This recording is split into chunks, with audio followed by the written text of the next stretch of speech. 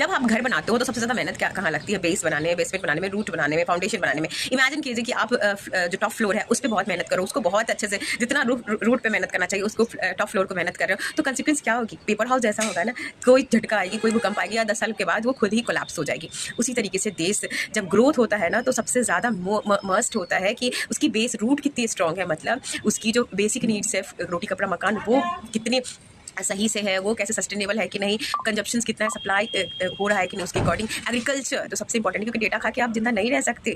Common सी बात है, कोई भी देश कि वो सर्विस सेक्टर बाद में आती है, पर कोई इंसान जब जिंदा रहेगा, जब अच्छे से उसकी फुलफिल होगी, उसकी सारी पॉपुलेशन खाना खाएगा, उसके सारे जितने भी जनसंख्या उसके पास कपड़े रहेंगे, उसके पास छत रहेगा, तो होती है ग्रोथ। तो ग्रोथ हवा में नहीं होती टॉप फ्लोर पर कि आप कुछ भी दिखा रहे हो कि अपना समय जा रहे हो, आप यहाँ जा रहे हो, वहाँ जा रहे हो। ग्राउंड पे सबसे पहले वर्क होता है और एग्रीकल्चर मस्ट इंपॉर्टेंट है, क्योंकि सबसे ज़्यादा आपको आपके पेट भर रहा है, सुबह में आपको खाना मिल रहा है, तो इसका मतलब कोई बहुत मेहनत कर रहा है जाके।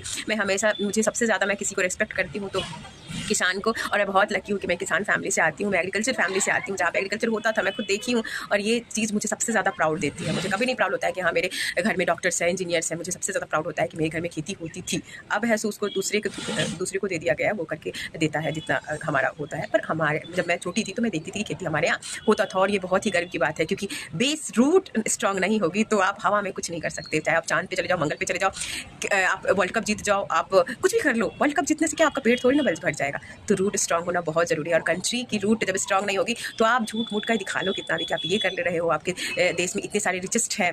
और सोचिए एक देश में जो कि टॉप 10 में आपके रिच पर्सन्स आते हैं, और कुछ कितने सारे लोगों का पेट ही नहीं भर रहा है, तो ये देश की ग्रोथ नहीं है। सोल्यूशन क्या है? Create, innovate. क्रिएट क्या करना, खुद से वो क्रिएट कर सकते हैं। फैमिली में जॉइंट फैमिली होनी चाहिए स्पेशली, जो कि आपको एकता कोलैबोरेशन दे, और फैमिली में एक पर्सन जो कि मैंडेटरी होना चाहिए जो क्रिएट करे।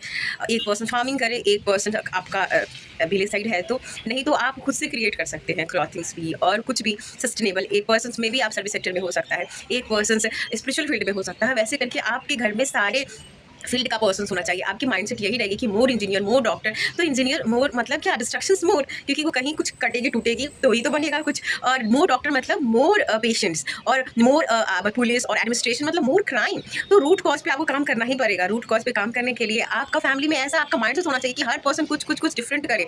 ये नहीं मैं बता रही हूँ कि सर्विस सेक्टर में नहीं जाना चाहिए। चलो एक पर्सन है सर्विस सेक्टर में तो बहुत सारे पर्सन को प्राइमरी सेक्टर में होना चाहिए, नहीं तो टर्शियरी सेक्टर में, ऐसा मैन्युफैक्चरिंग सेक्टर में छोटा ही सही पर क्रिएट और कुछ नया इनोवेट।